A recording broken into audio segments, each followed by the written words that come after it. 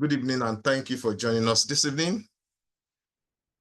Welcome to Cybersecurity Mentoring Group, a platform where we share, we learn, and we connect with professionals.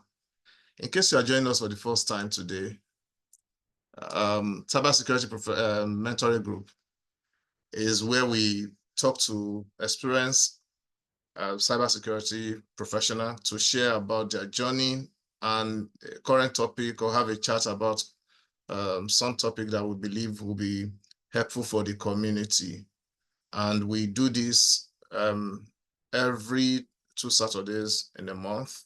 And today, session is our 20th for 2025. And we use this opportunity to get ourselves abreast of what is going on in the industry and share opportunity and help people to get their path on the right side. Where cybersecurity community comprises of people from different field and profession, and we are using this opportunity to also help them to be able to exactly understand the path they can follow in cyber. So welcome once again if you are joining us for the first time. Our guest also is ready, and we'll get into the conversation in a short while. Before we get there, so I put this together to share with everyone this evening, and it's concerning the common vulnerabilities and exposures. So these are information that are published every day, and I think for the last 9 months, so this is between January 2025 to September 2025. So this basically is telling you the weaknesses that exist in systems, and therefore, if you have them in your environment, you can then take this as an information to go look at whether you are susceptible to them. So far, over 35,000 have been published in 2020, as of September 2025. And you can have a comparison between this and the previous years. So the same period, 2024, we had 29,000, and 2023, you have 21,000. And so clearly you can see that vulnerabilities are increasing as the year increases. And you can look at it also in terms of what type of vulnerabilities. You see they are rating critical vulnerabilities, high vulnerabilities, and depending on the risk appetite of the organization, they could decide to go mitigate the critical and the high risk first, and then go after the medium and the low. Again, the fact that a risk is low doesn't mean that it cannot be catastrophic. So it is just understanding the impact and the likelihood of this risk in your environment for you to take the necessary action to mitigate them. So it's something that you can check up, and I've included some link on the right-hand side, bottom right, where you can go look at this information if you really want to understand what common vulnerabilities and then exposure is. You will find them on that page. The other thing is, again, we have a lot of data, but what exactly are they? So some of the vulnerabilities have been analyzed to determine which exploits are they going to carry out, or which weaknesses they are going to carry out. And if you look at what we have on the screen, you will see that cross-site scripting is actually the highest. So it means that if you want to follow a risk-based approach, you can look at the one with the most. Again, the one with the most may not necessarily be the one with the most risk, but at least you have something to guide you on what to do. So SQL injection and cross-site scripting, they kind of top in that regard. The other one to look at also is the impact. So we have a lot of vulnerabilities, but what are their impacts on systems and on organization? Significantly, denial of service, which basically speaks to one of the CIA triad of availability. So when we deploy server, when we deploy applications and make service available for people to use. The bad guys kind of find their way to make those things not to be available. So most of the vulnerabilities impact, will cause denial of service, and therefore those services will not be available. And you can also see close to that is privilege escalation, which really is saying that an account that is supposed to be just ordinary account can be elevated to have a higher privilege that maybe will be able to execute code or install applications or malware into the environment. It is for you to understand what is out there and also evaluate which of them may have impact on your own organization, and then you can take action to mitigate them. The links are there for you to have a look. Between first and today, I think over 500 vulnerabilities also have been published, and this is published almost by the second. The second thing I want to talk about is about the publication we are working on. We're doing a research in the cybersecurity security mentoring group. We're looking at the profiles of Nigerian CISOs, basically CISOs that are working for organizations that are regulated by the Central Bank of Nigeria. We thought that it will be good to look at what the CISOs have and what lessons can we take. Peradventure, you have interest in becoming a CISO, you can then see what is common among CISOs and then get yourself prepared for that. We are currently analyzing the data, and hopefully it should be published by November. The next one is the course we will be having starting mid-October. In Cybersecurity Mentoring Group, we publish annually cybersecurity, sought after cybersecurity skills, competencies, and certifications. It's a publication that compiles the top certifications that we found common in jobs. So we analyze job vacancies, and we then get insight from those and identify the cybersecurity frameworks that are common in most job applications, the top jobs, the top certifications. And one of the insights we got from that was identity and access management is one of the top courses that you are expected to, one of the top jobs that we found in that analysis. We also found that knowledge of access management is also top. Some months back, we had the first one, which is about security analysts. We had I think about 8 weeks training on that, and we're wrapping up the year with this training also to equip people so that they'll be able to understand, have a good foundation on how to implement and help organization from identity perspective. So the registration is open. We've had over 50 people registered. We should close the registration by Sunday, and by next week we should get out. We should get out the communication to people that have been selected. Again, there's a prerequisite, which is to take a course. It's a free course, and this also training is also a free training. It's 7 weeks, Thursdays and Saturdays for people that are interested, and it promises to be a good one. It's essentially, we're trying to help people get started in their cyber journey. Okay, I think that's enough of the intro to, I will get into, okay, there's another one. So today is our 20th edition of a cybersecurity mentoring group, which means we have so far spoken to 19 experienced professionals, and all these you can find on our YouTube page for your listening pleasure, and I believe that you will find something that you would be able to work on or take to work the next day. All right. So today we are looking at reinforcing your cyber weak links. And like as I always say to people, I try to look for people who I believe can add to the community, people who have been there, as they will say, who have done that, who have the experience and they have something to share.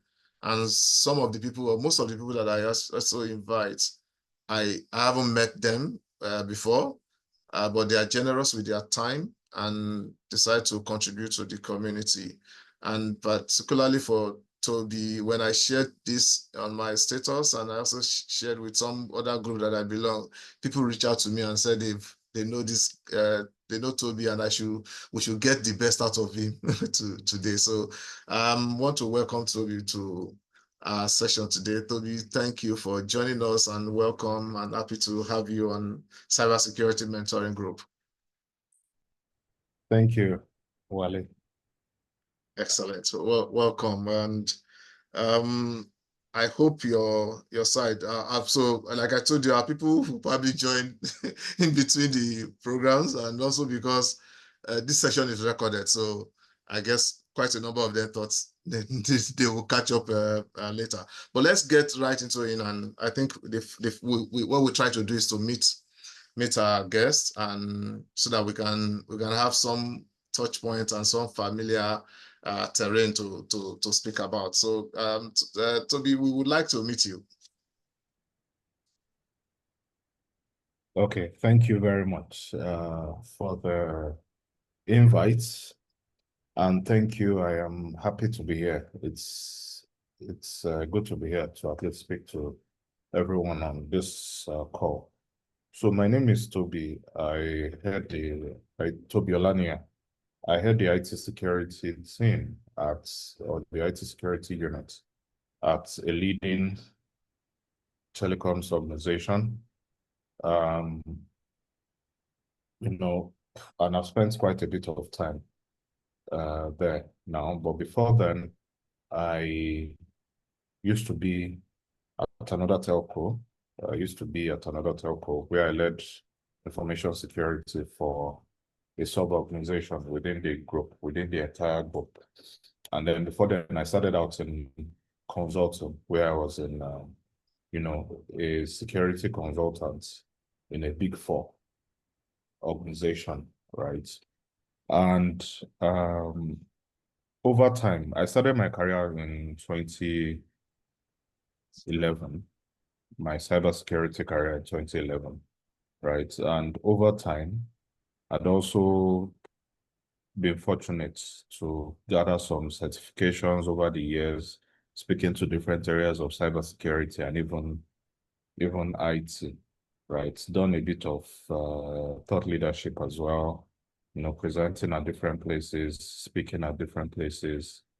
And yeah, so I think that's it. That covers my professional background. For my educational background, I hold a master's degree in cybersecurity from Georgia Institute of Technology with a bachelor's in computer engineering from University of Lagos.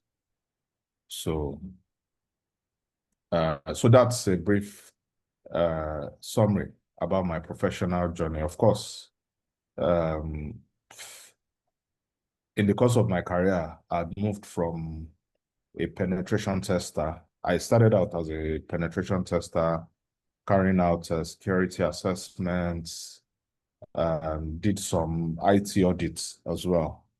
So did some work in the GRC space as well, and then moved into roles where I oversee different aspects of cybersecurity, and to an extent, even the IT GRC space. So yes, so that's a brief about what I've done so far. All right, thanks, Tobi, for the introduction. So I'm trying to just look at, I think some people will say, well, Tobi studied engineering, and Tobi studied, also got masters in cybersecurity. So Tobi is a perfect fit. Is a typical person that you will find in cybersecurity. But I just want you to share, because studying engineering, you probably have multiple options of what you can do. Why cybersecurity, and how did you really get into that cyberspace? So I've been asked this question a couple of times before, and it's always funny. It sounds like a joke when I say it, but really, I watched the movie about hacking, and I found it fascinating. Right, this was even before I got into uni, and for me, it's so then, I mean, it wasn't like there was a course in cybersecurity or anything, but definitely I knew that I liked doing stuff with computers, right? So when it was time to decide on what course I wanted to study at university, computer engineering seemed the most straightforward choice. And, you know, the thing about security, I'd always just been there at the back of my mind. And I would say that, so when I really started to take things seriously about what I wanted to do was when I did my IT. Then I developed my COS. So then I developed some interest in networking, right? And for me, when I got back to school in my final year, that was when I wrote my first certification, the CCNA, right? So my first semester, year 5, I wrote the CCNA certification and I passed it. And then at the point where, you know, that period between where you graduate and you're waiting for NYC, right? I had like a 6 months gap. So that was when I wrote my second certification, the CCNA security, because it was at that point that I decided that, okay, if I was going to specialize, I'd always had interest in cyber. So beyond, you know, after the whole that I saw a movie about hacking and, you know, I found the whole thing fascinating. So it had always been an area of interest for me. So when it was time to specialize, right, I wrote CCNA security. That was before NYSC started. And when I did my NYC, I was in IT. I did my NYC at ExxonMobil then, but I was in the IT department doing, you know, regular IT stuff. But I would say that, you know, with these things, luck also played a role because I was then fortunate to land a role with, you know, Deloitte at the time, right? And immediately I got into Deloitte, I was put in the cyber risk department where we're doing cybersecurity consulting, right? Because for a number of people, even if you studied something science-based, if you get into an accounting firm, sometimes they'll just push you straight to audits and accounting, right? So one thing I say though is, I don't know, maybe they saw my CV and they saw that I already had those certifications. So it seemed like a natural fit for me to just move into that department. But for me, it was instant. And then that's how I got started in cybersecurity, right? So I would say that I had been doing things just for the sake of it to an extent. And eventually those things will now end up being useful for me in the future, right? Because as at the time I did those 2 certifications before NYC, it wasn't like I really had to do it as at that time rather. But I just did it and then it ended up giving me an edge when I got into the job market proper. So I suspect that my journey, me being chosen to get into the cyber security department at Deloitte, was because of what I already had on my CV as at that time. So that was really how. So a bit of luck got into it as well, but that was how I started. And then from then on, I just built out my career in cyber. Yeah, I think you will say luck, but I think that there's an element of foresight there because yeah, being in school and writing CCNA, what people probably get to know about when they are when they are working, and even choosing a specialized area. I remember that I also did CCNA, and I wasn't interested in CCNP. And I spoke to a friend and he told me, if you do CC, so there was no CCNA security when I did it. I did CCNA. Then the next was CCSP track.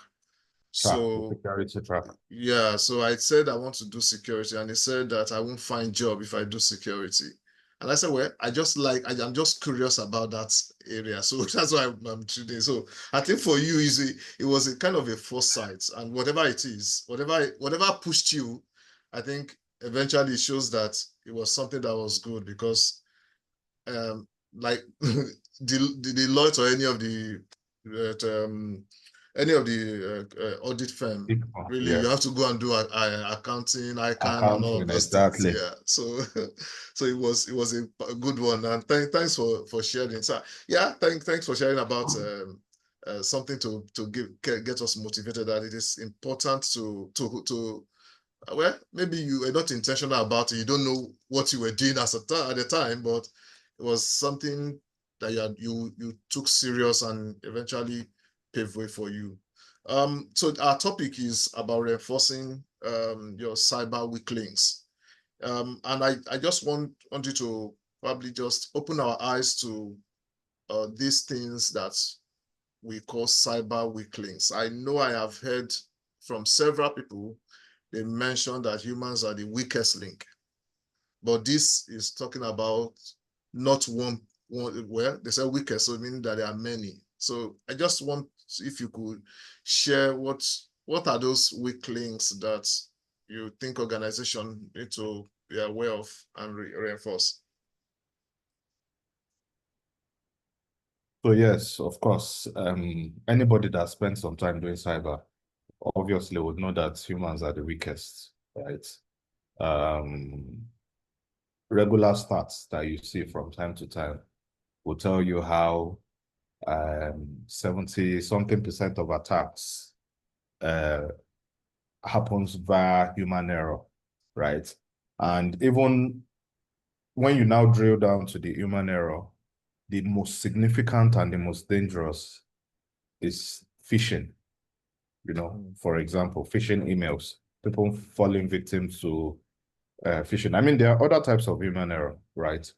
But, you know, in the advent, in this technological age now, where we have artificial intelligence that can even make those human attacks even more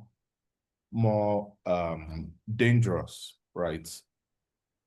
Then you cannot overemphasize how humans are the weak links. But like you have said, it's not just the humans, right? There are others, even though I would say by a significant portion, humans take the cake for being the weakest, right? But you also have things around supply chain vulnerabilities. So we heard about I mean, I think the most popular example that I can give here is the SolarWinds attack, right? That happened a few years ago, where in the course of updating a company, in the course of updating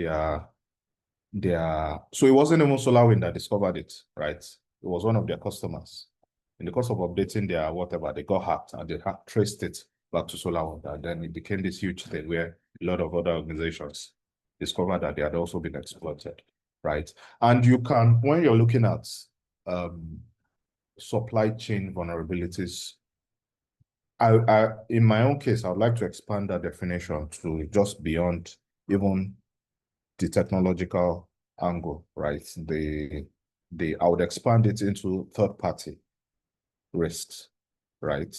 Where, as an organization, you're taking all the measures, all the precautions that you can, but the third party you're working with, they are not doing the same, and then they put you at risk, right? There are so many examples of that. You have a Target in the US, I believe, that I think they got exposed to an attack. They actually got an attack because the HVAC supplier or third party that they use, you know, their partner, right? Because of that partner, those ones, they got hacked and they in turn got hacked and all of those things, right? So many examples. So that's another one. And then, you talked about identity and access management earlier. You said something about how, it's if it has featured in a significant there's a word you use, significant something in terms of what people must know as cybersecurity professionals. It's a good thing because that's also a significant risk or a significant vulnerability, right? A significant weak link, right? Because a lot of, how cloud computing has dominated our technology landscape these days, right? A lot of organizations are using some form of cloud uh, infrastructure or cloud technology as part of their digital infrastructure, right? And when you look at a lot of the cyber attacks or breaches or incidents in that space, a significant portion of it has to do with misconfiguration of roles and privileges and access rights and all of those things. As far back as, I'm trying to remember how many years ago it was, but there was this company in the US, Capital One, the bank, I think, that they had a major cyber breach. Billions of customer records on the internet that a hacker got access to and disclosed. And what happened? They misconfigured their AWS platform, right? I think the identity and access management policies for that platform was misconfigured. Somebody got access to an S3 bucket that contained some data and all of that, and then that's it. Even Uber faced a similar challenge, right? And the wrong IAM policies being configured also played a role in that type of attack, right? So you have these things. So these are just some of the weak links that you have that beyond the human, of course, like I said, the human is still the most significant. But beyond the human, when you want to look at the technology aspects, these are some of the weak links that you have that could bring harm to an organization. Thanks. So, I think I got that quite right. And just recap on what you mentioned. So human again is number one, as you rightly captured it. And supply chain, you listed some examples, and Target, SolarWinds, yeah. misconfiguration, Capital One. I think I like the examples because I've also seen those things online in terms of the major cyber attack that happened in the last decade. Identity, and it was good also that we're actually having a course on identity, because whether it's human identity or system identity, they are all opportunity for these bad guys and misconfiguration. Thank you. I just want maybe progressing that forward around. So these things exist. How do you think, in a sustainable manner, as either as an organization or a cybersecurity professional, how do you think organization can find these things out, or these gaps? How can they find them out, the weak links, before they are exploited by the bad guys? So, um, so because of course we're not discounting the human aspect, right? It would be, I'll start with the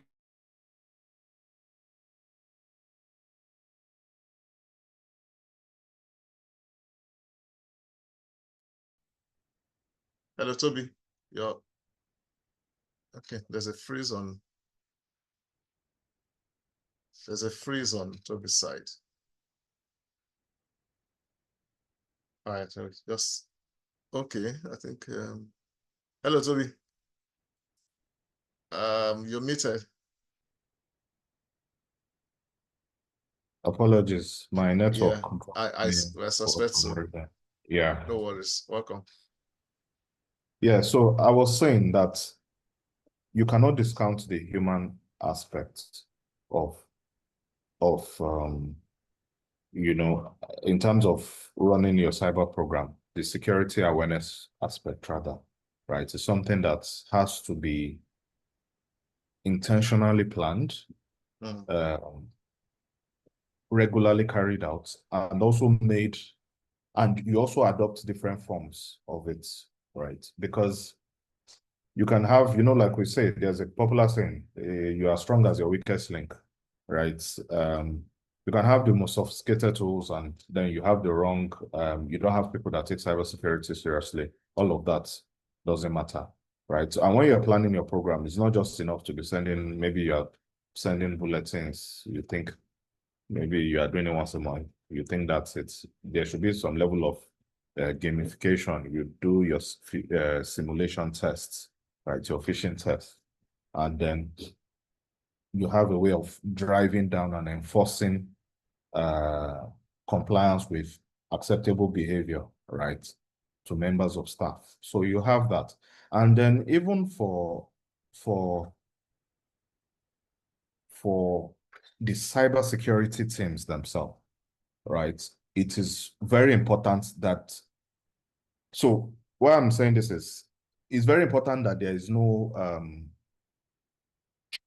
what's the word now? You don't assume that you know it's overconfidence. There's a particular word I'm looking for, right?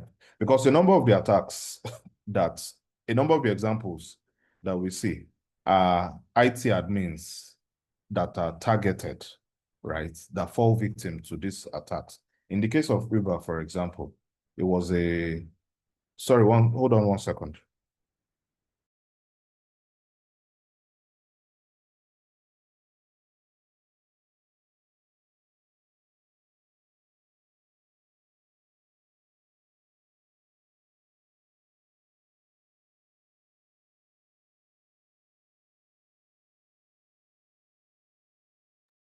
Apologies. I needed to quickly sort out something. Yeah, so like I was saying, in the case of Uber, for example, it was an IT admin that was targeted, right? They suffered two high-profile attacks. In one of the attacks, an IT admin was targeted, and then they combined that with, poor configuration and all of that. They were able to gain access, right? There are instances where even we as cybersecurity professionals, we make mistakes. You are in your office, your colleague stands up from their desk and they don't lock their screen, right? That's someone that should know better, but there's just that confidence. So we need to also be careful of overconfidence. So when we drive these programs, it needs to be all inclusive. That's then from the technology angle, right? I talked about supply chain. I talked about IAM misconfiguration. So for supply chain issues, I mean, we just need to know. So I'll look at it on the technology side and then on the third party side. Supply chain issues, we need to ensure things around, testing our updates before deployed in production, following the proper change management process, just to be sure that, the type of attacks that we've seen in the media, we don't fall victim to it. I mean, CrowdStrike is another example. Even though CrowdStrike, the incident wasn't a security incident in quotes, right? It was something that had a bug that brought down millions of computers worldwide. But, it was still a supply chain issue. And if the right process has been followed, a lot of organizations wouldn't have fallen victim to that, right? So that's an example. Then on the third party side, you have to have a robust program for your third party security management, right? First of all, before you sign on this third party, what reviews do you do, right? What checks do you do to ensure that they have the right controls in place, right? Do they have, if they'll be hosting your data, do they have SOC 1, SOC 2 reports that gives you, an idea of what controls they have in place? Or do they carry a regular assessment, all of those type of things? And even after signing them, what programs do you have in place to ensure continuous review of this third parties? Fine, as an organization, you could have hundreds of them, but that's your prioritization coming depending on the nature of services and the size, the nature of services they provide for you and the size of the organization, right? So nobody expects you to expend the same type of energy. Maybe a third party that is providing fleet vehicles for your organization, right? All they do is supply vehicles. Nobody's expecting you to deploy the same type of energy to those ones as compared to the type of third party that handle your HR or financial information, right? So you need to have a robust program for that. Then, yeah, I think, yeah, so that's at least addressing the weak links I mentioned. Those are the things that we would look at. Okay, thanks for sharing. So sometimes we find these things, we know that there are weak links, but we can't get management to move. And as you know, sometimes, or maybe in most organizations, cybersecurity is seen as cost center. I just want you to, from your experience and also your thoughts around how cybersecurity professionals can go about convincing management that this is important.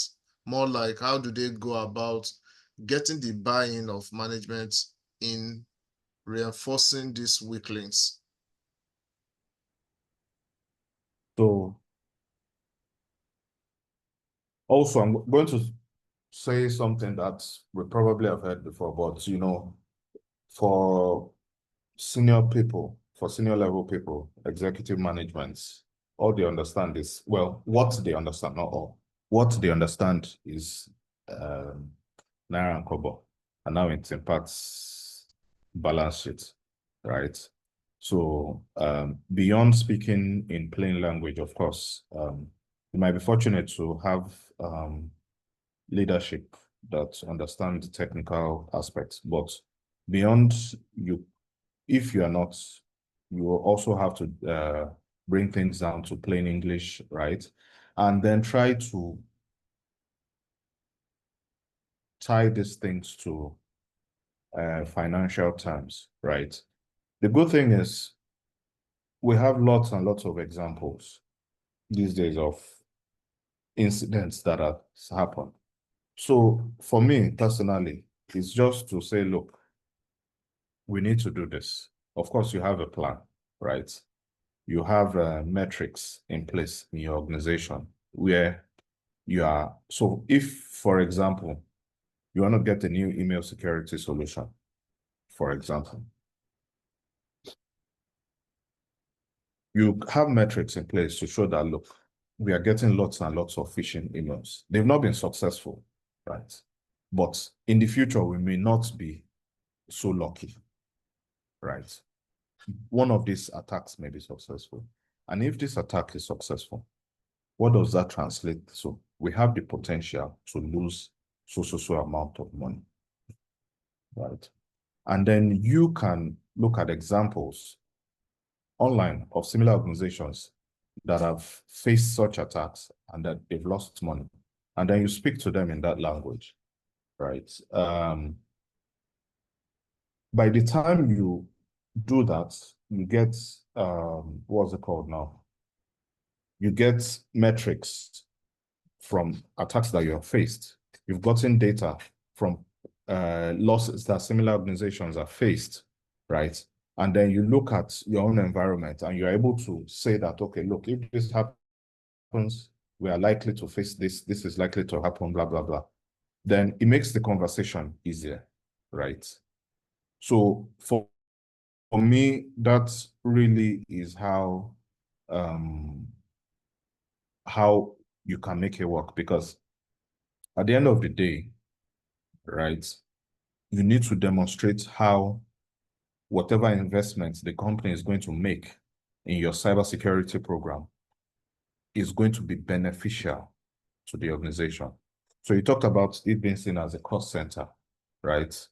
You need to see how, they need to see, you need to show how you are going to be helping them save money by deploying this program, you know, tools and all of that. So, yeah. Yeah, thanks.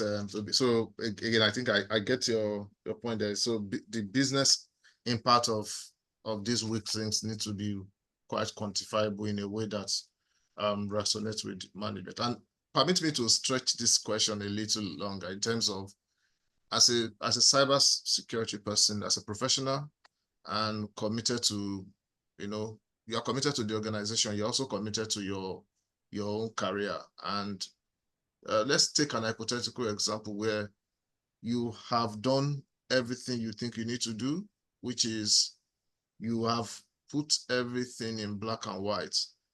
If one phishing email gets through and the MD, for instance, do this, this is the implication. And you have pretended all of those things and submitted and sent email.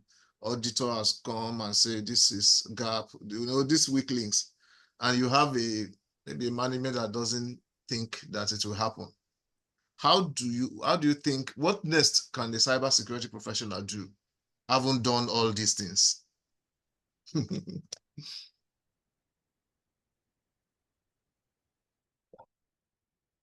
So, to be honest,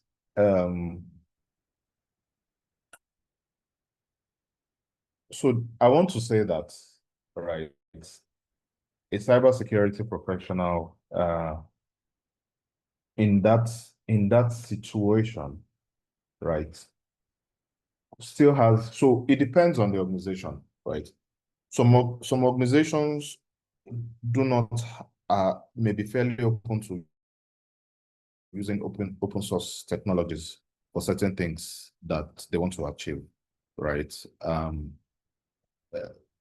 So for example, if I know instances where someone will say, oh, they wanted to deploy a SIM and they were told they don't have money yet, but they were able to get something open source on the internet that was doing the job right.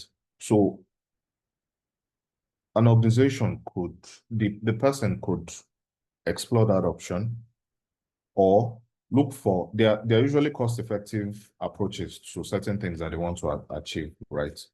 So that's really one way I would say they can go about it. And then they continue to still push, to still trying to have that conversation with executive leadership in terms of the required investments into cyber. However,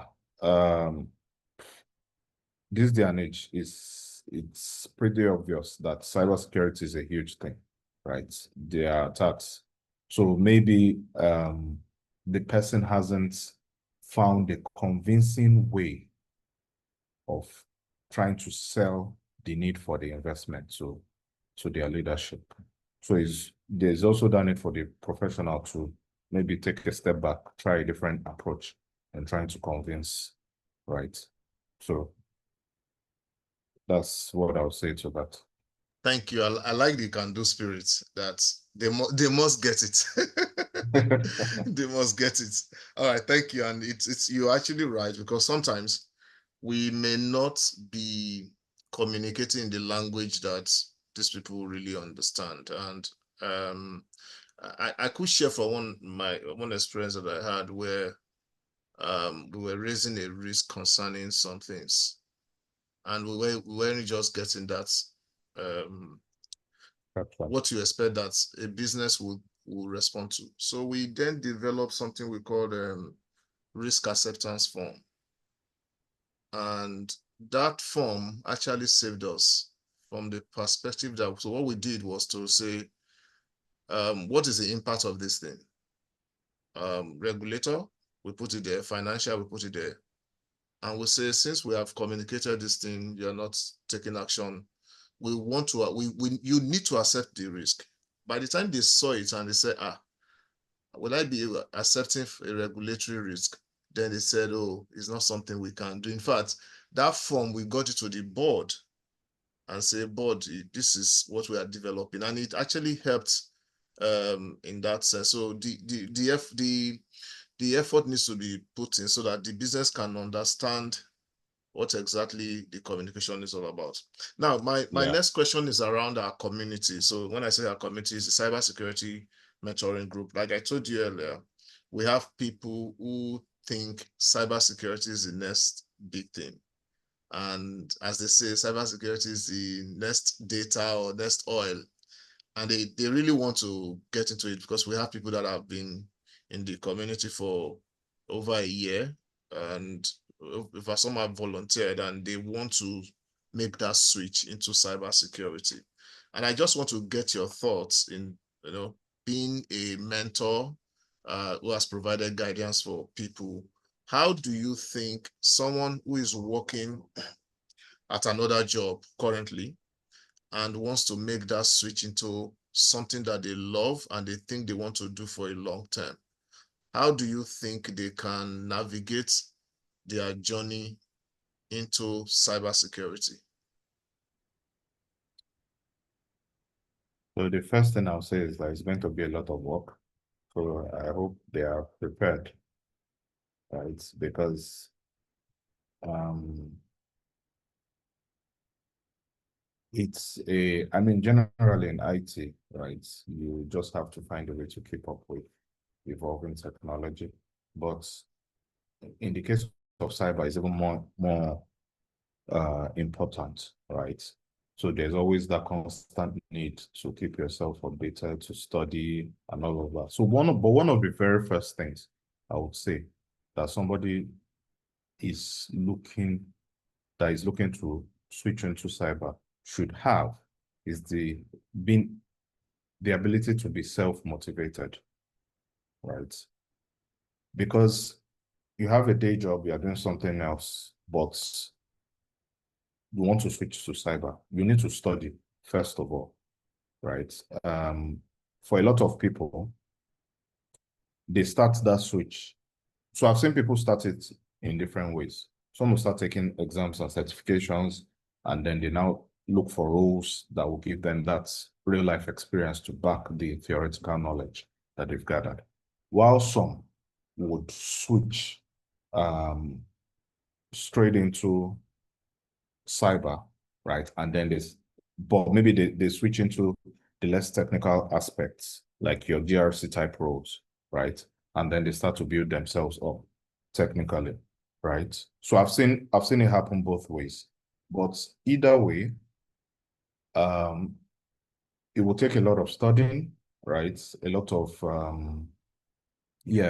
exams, you're writing certifications, and then being willing to just do the extra work to scale up, right? And position yourself well to start to build yourself the type of career that you want in cyber. So that's pretty much it. But I mean, there is also the need. I mean, when you get into cyber, there's also that need for certain background knowledge, right? So I try not to scare people when I say this, but you need background knowledge in IT, right, to properly develop yourself as a cybersecurity person, right? Networking, programming, networking, programming, system admin, all of those type of things. Those are background knowledge that would be helpful when you're considering your journey in cyber. For example, I said that I developed an interest in networking when I was doing my IT, my COS then, right? And then I started with CCNA. Also, I took a course while I was in Unilag then. I took a course in Java programming. It wasn't part of, it was one of the times that we had strike, that schools went on strike. And a couple of my friends went to some IT school to take programming course, and I learned about it. I was like, why not? So for 6 months, I took that Java programming course, and that's how I got the background in programming as well. So I had those backgrounds before, like, going into cybersecurity. So that is very important, but it's not something that is beyond learning, right? It doesn't, for me, I don't think it's ever too late, right? It's just, I'm only just saying this to paint the reality of the work involved. Thanks. I think yeah, we had similar experience in school too. I remember one of the, I think probably in final year, between waiting for school to resume, enroll for some networking course in Otibga. Exactly. Otibga. Exactly. I used to go to Otibga for For, networking. yeah. Yeah, thanks. Okay, now we've spoken to the people who want to cross over, but people that are in cyber, what? So they are already in cyber really, and I guess they have a different challenge compared to people that are trying to get into cyber. What more can they do? You know, they're already in cyber. What are they looking for? Any other thing for them to do? They have to remain curious, Okay. right? They have to remain curious. So, um, you just have to keep up with the latest technological trend, right? Constant learning, especially if you want to back it up with certifications, right? You have to, um, because the world is changing, right? These days you hear Web3 everywhere, blockchain, although that's, I think that has died down now. That was a thing like 3 or 4 years ago, right? AI has taken over now, but you hear blockchain and all of that. And then if you are in that space, you if you're in that space, you read about a lot of the hacks that have taken place within the crypto space, right? And you would find that you require a specialized type of knowledge as a security professional to guard against those type of hacks. But as a cyber person, if you find yourself, if, for example, there's an opportunity, maybe there's an opportunity that's come up, maybe an organization is saying they are looking for someone that can come in to, like, a cybersecurity professional and all of that. You know, if you had prepared yourself for that, you could easily slide into that type of role. So that's just an example. Even for me, in that, I took a course on Solidity. That's for developing, although it's a LinkedIn course I took, but because I wanted to understand how that space worked. Someone told me that there are no security professionals there. So, I mean, if you know things around smart contracts, decentralized apps, all of those things, right? There's a programming language, Solidity, used for developing those things, right? So I just took it because I wanted to see how it works. If, for example, there's an opportunity to come and to audit a smart contract, I won't be a newbie, right, in that space. And then look at AI today, for example. You have organizations that are adopting AI in one form or the other to further their business objectives, right? So if you are an organization, you are a cyber professional in an organization where they have decided that they are using the AI technology to build applications and all of that, and they ask you as the cybersecurity person to assess that application, for example, or, you know, if you are out of date when it comes to AI security, AI risk, and all of that. You will not be able to add value in that instance. So these are just examples, right? There are so many other things. So the thing there is to just keep up to date, and even beyond studying for exams and certifications and all of that, even just following what is in the community, right? I try to read as many, there are certain security publications, news, blogs that I subscribe to, that I try to read fairly often, just so that at least, even if I'm not studying for an exam, I'm at least up to date on what's going on. If there is an attack that has happened, right, I read to ensure that I get to the root of how that attack has happened, so that I'm also able to identify if in my organization we may be susceptible to such attacks, right? So those are the different things that I do as a cybersecurity professional. The main thing is just to be on top of what is going on, so that you are not, you don't become irrelevant. Yeah, I think I think you wrapped it up well. Cyber is, cyber is like just right now, we're just thinking about blockchain when it came out and almost forgotten because things are changing very fast. Things are changing very, and as cybersecurity professional, you have to follow the trend of how things are changing so that you don't get left behind. Thank you so much for that. My last question, again, this looks like peeping into your interview, your interview, in case someone here finds themselves at your deck, and it's around what you would look out for if you have if someone have an opportunity to interview with you and you want to hire a cybersecurity professional. What are the top, you can give us more than three anyways, but what are the top three things you'll be looking forward to seeing in this person that says, I'm a cybersecurity professional, whether experience or new hire?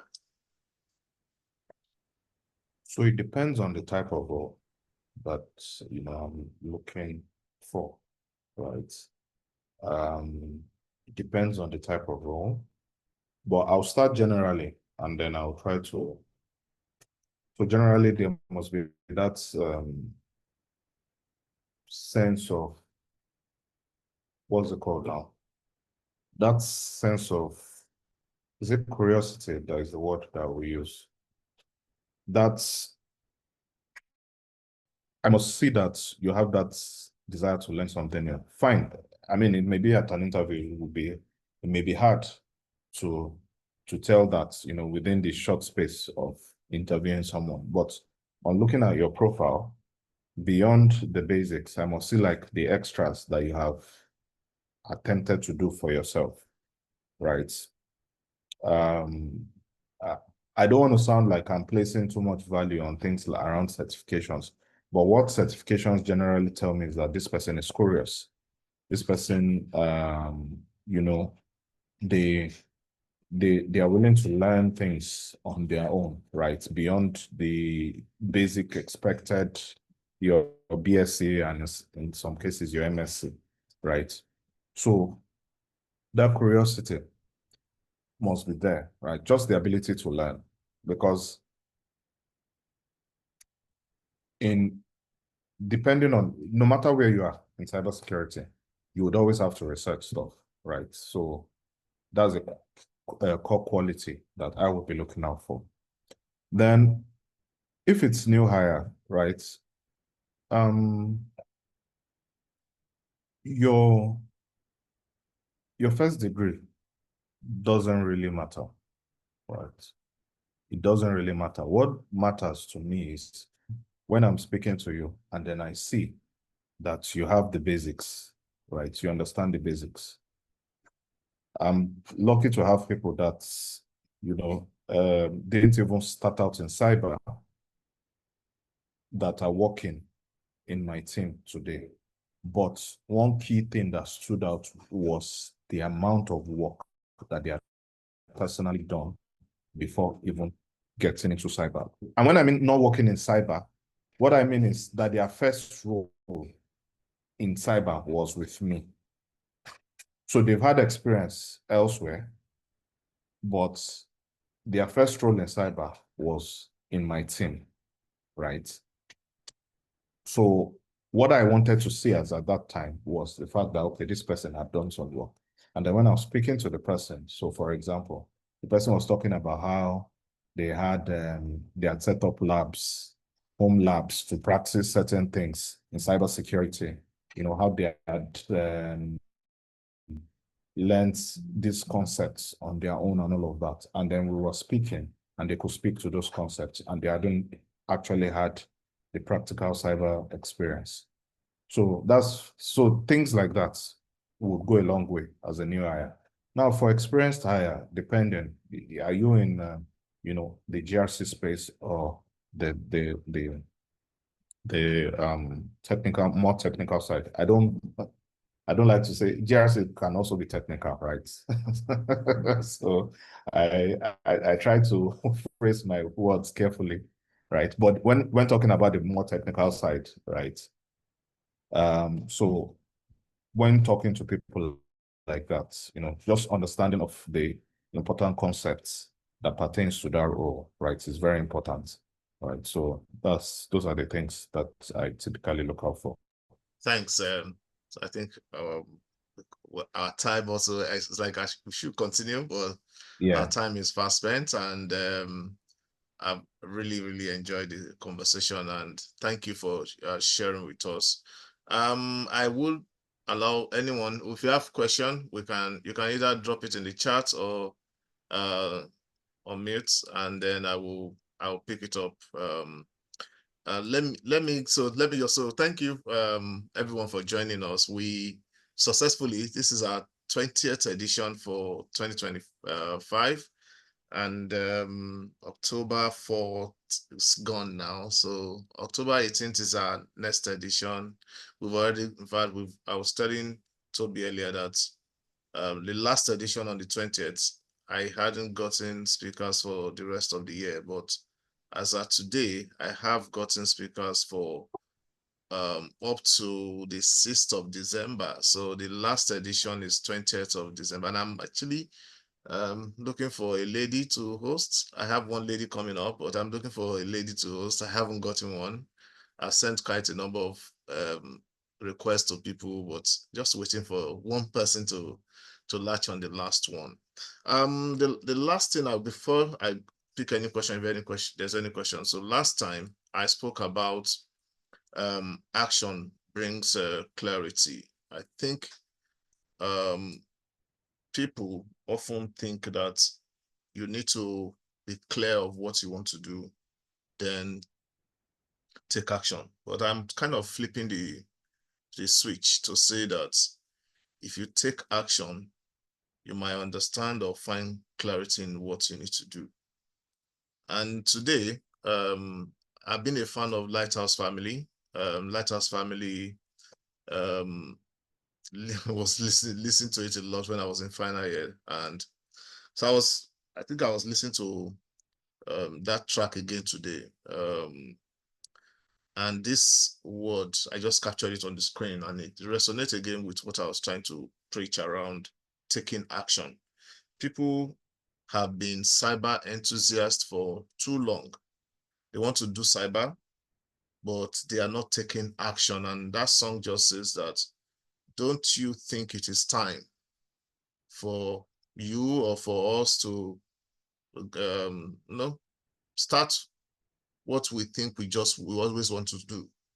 So instead of postponing what you want to do, if you want to be in cyber, just get started. And as Tobi said, the fundamentals are very important. The fundamentals of understanding IT, irrespective of your background, right? You can start with the fundamentals, just understanding how IT works, understanding systems, networking, programming, and there are a lot of materials today. I think last edition I shared, CompTIA has this foundation course in IT. It's about someone did a 6 hours recording and put it on YouTube, which I shared with people on the chat. So you can get started instead of, the year is this is the last quarter of the year. October is here. We're already on the 4th of October. Before you know it, October is gone and the last quarter we are in. So it's probably the right time to get started. And there's not going to be any good time or better time to start something that you've always wanted to do. And getting it started, it takes a lot, but that is actually the beginning of cyber. So whatever you have been thinking of, planning of doing, please start doing it. And by the time you start, you will know whether cyber is for you or not. And one thing I know is that cyber is life, it's like a journey of life. You have to keep up with what is going on. So if you start and you think that this is not the part for you, you can easily, but if you don't start, you will never be able to tell. And that's just my admonition for this evening. Get started, begin. Your action will bring clarity when you get into that path. And I hope that tonight has been there's been something for you to go away with. And I want to thank everyone for joining. This session is recorded and I will put it up hopefully before Monday. So, usually I do it on Sunday, but before Monday it should be up on our usual channel. And I guess we will catch up again, and we will see again on the 18th of October for another interesting edition of our cybersecurity mentoring group. Thanks, everyone. In case you have not registered and you are interested in the identity and access management course that will be kicking off on the 16th of October, I would encourage you to please register because it is closing by tomorrow, and we need to send out messages to our class. We're already setting it up and setting up the groups and all that. So please, if you are interested, please register, because I don't want to get to attend to DM of people who missed the deadline. So if you know people who are interested, and also taking the introductory course, because that is very important. That is the foundation that we need to get people warmed up for that course. I think that's all from my end today. And Tobi, thank you so much for your time. I appreciate you spending this weekend with us, and we're grateful. Thank you. And thanks, everyone. Goodbye for Thank you. now. Yeah, bye. Thanks, Wale. Thanks, everyone.